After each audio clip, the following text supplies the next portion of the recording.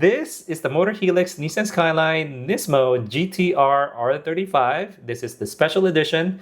And I bought this to replace my Mini GT. So today we're going to take a closer look at this model. And also, we're going to compare this to my TLVN R35. That one is a 2024 version. I think a lot of people will be interested in seeing that. So let's dive in.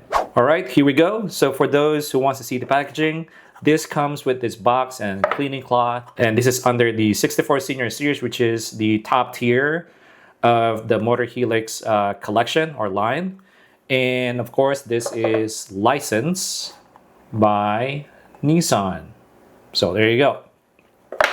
And again, as I mentioned, this is the 2022 version.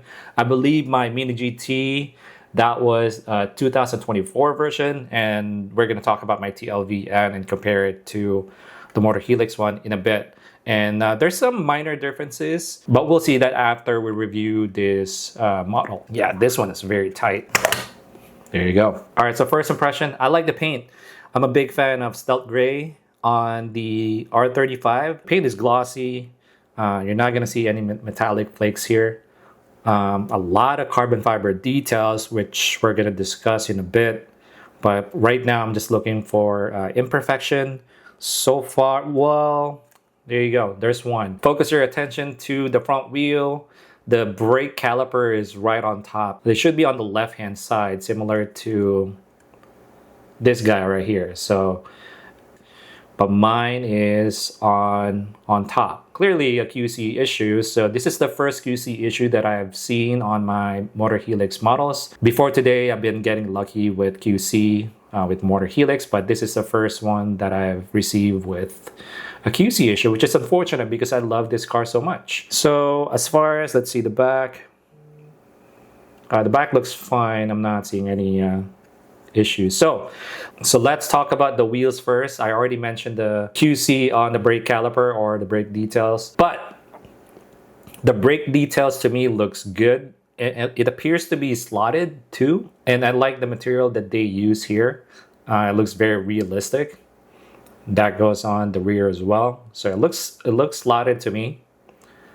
The tires, it's pretty much close to perfection to me. This is what I like to see on road tires, and the wheels looks really good to me. They even added the Nissan badge in center, and also you see this silver piece here on the lip. It's not a scratch.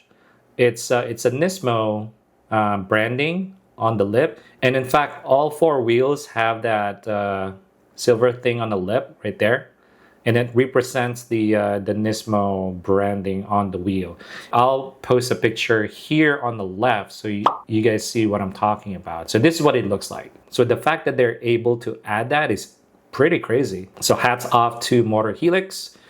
On the fender, you see this silver piece here with the GT-R, not a badge, but they printed the GT-R here, so which is cool. The side marker is painted in silver. This is not acrylic, but that is accurate. And then of course the on the fender as well, there's some fake vents there. So let's take a look at the front. The front looks good to me. Let's talk about the headlights first. I think the acrylic that they use here is excellent. Very, very clear. There's a lot of details inside.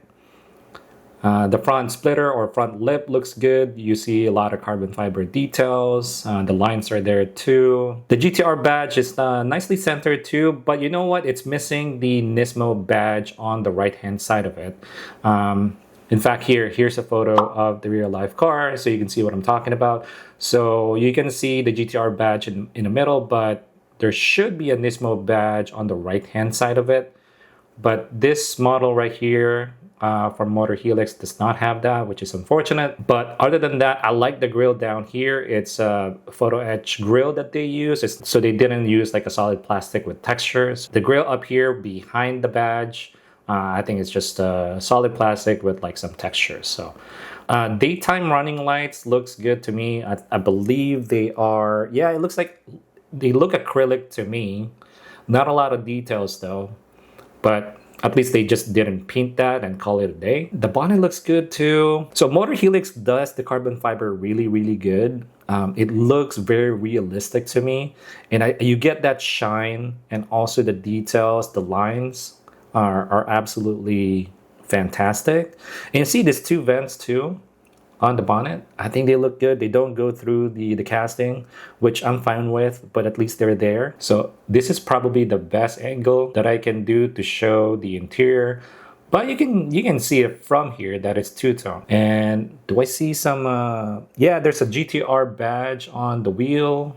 I don't know if I can show it to you guys, but you gotta trust me on this. The fact that they added so much detail on the dashboard too is crazy. And then going back on top here, the carbon fiber details on the roof looks excellent as well. Then on the back window, the froster lines here are present, which is always good to see on a 64 scale model. The wing is done in carbon fiber. Oh, and I should talk about, before we go to the rear, I should talk about the stance. I think the stance here is perfect. So minimal gap between the tires and the wheel arch. So that's what I like to see, is perfectly dropped. And now we're going on the rear. So the wing looks good here. It's not crooked or anything. The wing support is done in carbon fiber. And you see this brake light right here. So this is not acrylic. It's just painted. But at least it's there. The badges looks good. They're not separate pieces. They're painted, but I like how they did it because it's not crooked or anything, because that's one thing that bothers me a lot when they use a separate piece for the badges and they're all crooked. So I prefer painted now over a separate piece. So this one is nicely done by Motorhelix.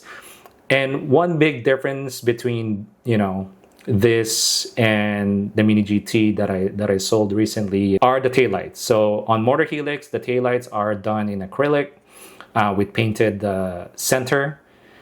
On the Mini GT, I don't know if you guys have it, but Mini GT just painted the taillights in red and then painted the center in silver. Now down here, you'll see the blue exhaust tip. I think it's nicely done, very detailed, and there's a lot more. Yeah, this piece right here is done in carbon fiber. So, which looks good in my opinion. Now, I guess let's see if this thing rolls. All right, so here we go. Let me try to move. Oh, no. Oh, look at that. So the caliper actually moves with the wheel. I guess it's not, oh yeah, this one's stuck. So I can't even move it. So no chance there. But the front, for some reason, moves. Yeah, this one, the caliper does not move though.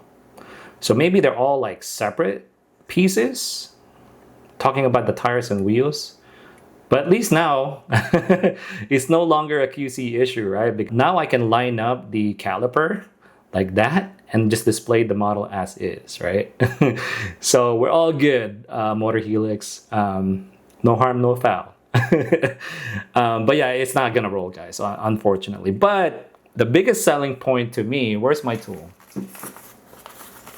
The biggest selling point to me, that's why I upgraded to Motorhelix, is this one has an opening feature. It's the opening bonnet. So you can see a lot of details there. I like displaying my models with opening feature like this. You know, once in a while, I would open them and display them on my shelf. But yeah, there's a lot of good details there, painted nicely too. So also this has a support metal rod. So if you want to display it,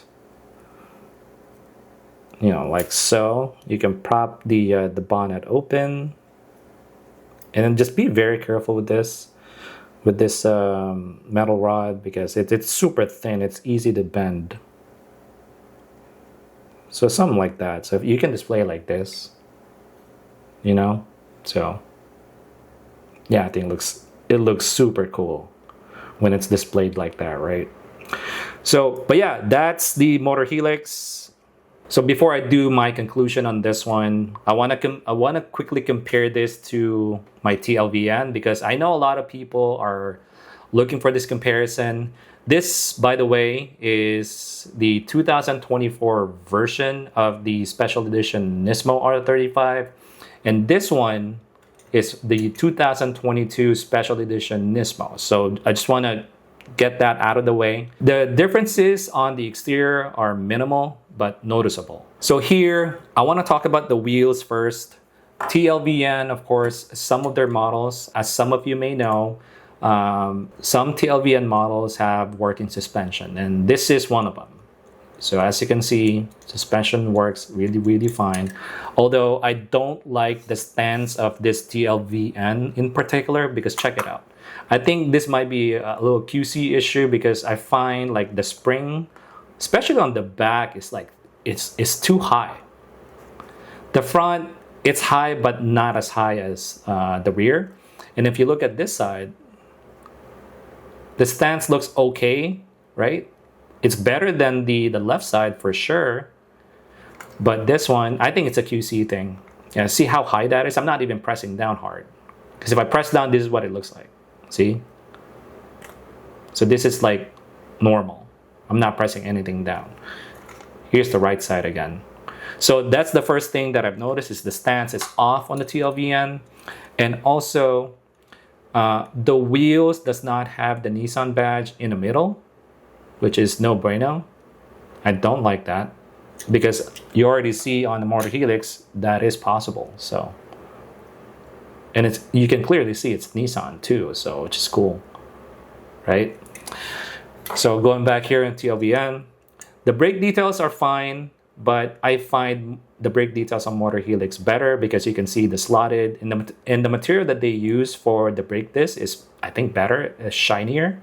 This one looks a bit plasticky, but at least they painted in silver, right? And check it out here, Motorhelix again. Look how good that looks, right? Yeah, it looks really nice. So now on the Motorhelix, there is a GT-R badge or GT-R printed on this silver silver piece here, but on TLVN, that GT-R badge is missing. So that's the differences on the side. And also the side skirt, this piece right here, you're not gonna see any carbon fiber lines, but the 2024 version in real life, you'll see some carbon fiber details on the side skirt, front lip, and then even the rear too. And even this piece right here, this is, by the way, this is new in 2024. I'm not seeing any carbon fiber lines here, but this should be carbon fiber in real life. And if you want to see a quick comparison on that, you're not going to see that carbon fiber bit here on the 2022. And they just added that here in 2024 version, sorry. So the front to me looks fine. The acrylic taillights looks clear, and you'll see some details inside the headlights. The GT-R badge looks good, if you ask me. There is a Nismo badge, not on the grille itself, and that's accurate, because the 2022, there should be a Nismo badge on the grille right next to the GT-R. But for the 2024, they actually moved the Nismo badge down here on this piece. So it's now sitting on this opening instead of the grille. The front lip, I think they are the same. The daytime running lights is, and this one is accurate. The cluster of LEDs is, yeah, they did it. I mean, it's painted, it's not acrylic. That's the only downside, but the details are there. In fact, here's a photo.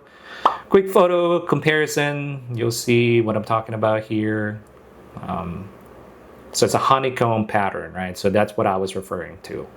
So there it is. The front looks good. The carbon fiber details, it could be a little shinier for me. Like very similar to this one. For some reason, the bonnet looks a bit flat to me.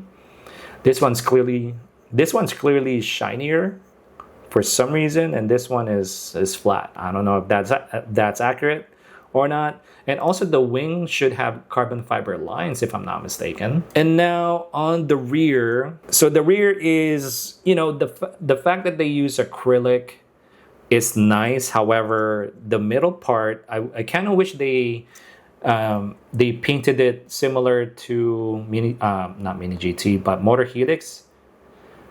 because that is supposed to be the reverse light, and it's nicely represented here. So that's why I like it when they, when they paint the middle part for the R34s, or for any GT-Rs. So you can clearly see that they are the brake lights. So here it's not really that represented.